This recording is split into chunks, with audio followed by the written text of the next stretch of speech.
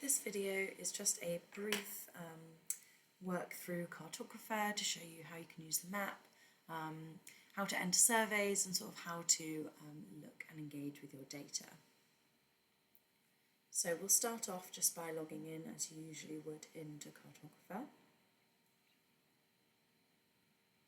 Once that's loaded, you'll see the Westcountry CSI page there. You can click on the map to view the data. This shows all of the data points collected, and on the side you can see the key there. And if you look at the top where it says all, it's showing all the data since the scheme began in 2016. You can change that time range by clicking on the different buttons at the top. You can also change the key by clicking on the different parameters. So if we go to water channel observations, and then we've got temperature here. So we can see that the higher temperatures are in red and the lower temperatures are in sort of the yellow, green and blue. You can zoom in on the map, you can click on individual surveys.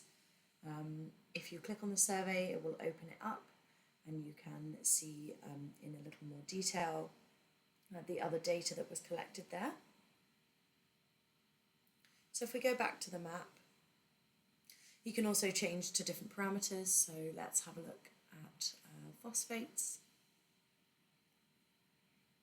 There we go. So you can see again, the lower numbers are sort of the blue greens and the higher numbers orange reds. So we can see for the most part, the phosphate's looking pretty good. With a few sort of focus areas, we can see in the greens, yellows and oranges there, and a few reds as well. So if you open up the Westcountry Rivers tab again, you can click into the surveys themselves.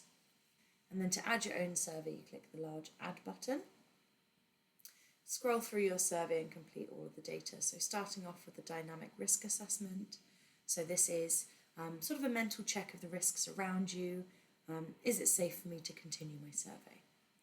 And then carrying on, we've got our river name, so you should know that already for your sampling site. And the location name there should sort of be a local landmark or sort of road name, something like that. It needs to be different from the grid reference itself, just so that it is another identifying feature that can be used. Set the time and date of your survey. Once you've clicked your location, it should show your grid reference underneath. If you know your grid reference already, you can just type that in and it will drop a pin on the map for you.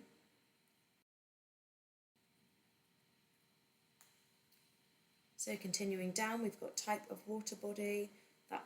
That will remain consistent on your site. So just click on the one that's appropriate to you. And if there's been any rain in the past 24 hours. Then we come to our photographs. So the photos can be quite slow to upload. So we recommend doing that sort of straight away when you open your survey so that it's got lots of time while you're filling in the rest. Any photos that are interesting, something that you've noticed or up and downstream of your site, for example. We've then got land use nearby, so we're just selecting those based on what's around your sampling site, and that should be in the 50-metre range. We don't want to go sort of any further out from that, otherwise it's kind of a different site. Same for vegetation cover, so just what's around you when you're sampling. And again for problem plant species. There is a guide for this in the training document. So if you're unsure what any of these things look like, have a look in that training document. It's got some pictures and ID clues in there.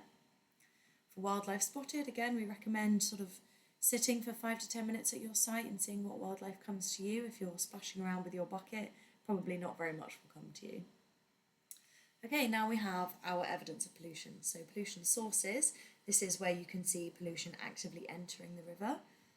So a road runoff that's actually water running down it, for example. And then we have evidence of recent pollution. So this is, you can see pollution has caused something, but you can't necessarily see where the pollution is coming from. You might be able to, but this is about sort of, once the pollution's in the river, what has it done? Okay, next are river channel observations. So these are just estimates. So we've got our estimated channel width and our estimated water depth. So this can be as a decimal place. So for example, here we've got 25 centimetres, which is 0.25 metres. Then our flow conditions, these are based on your walking pace, and our average water level. So that could be high or low. When you first start going to a site, it can be a bit difficult to test, but you'll get used to that as you go through. So in terms of obstacles for fish, these are things that a fish might struggle to get past while migrating upstream. So it's things that are covering the full distance of the water there. And our predominant substrate is just what's lying on the riverbed. Okay, now we come to our water quality measurements. If this is your first survey, you're going to click this is a dry run, as you won't have your water quality kit yet, and clicking that box will sort of trigger us to sending that kit out to you. If you do have your water quality equipment, however, leave that box unticked and fill in all the data that you've gathered. So we've got our temperature there, our TDS. So for TDS, we don't expect to see any values of 0, because that would be sort of very clean distilled water. So we're kind of expecting anything from sort of 20 to 500, kind of depending on the sort of underlying geology of the river system. Then we've got our turbidity, so remember, very clear water is going to be the lower numbers, and very sort of opaque water, lots of sediment, is going to be the higher numbers for turbidity. And phosphate, remember when you're testing, you're going to go, if the colour's between two numbers, you're going to record the lower of the numbers, just for consistency across the team.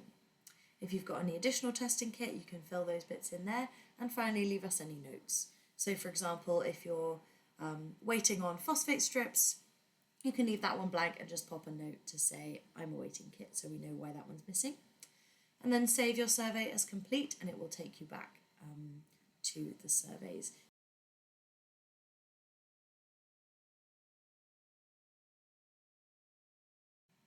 If you want to duplicate your survey, so if you go out onto site and you want to test that same site again, if you click duplicate, it will keep in all of those sort of values, the name, the grid reference, the things that are going to stay the same each time, so that it's a bit quicker for you the next time you go in to do your survey. Well, hopefully that was helpful. It's just a quick reminder for you for how to work the Cartographer system.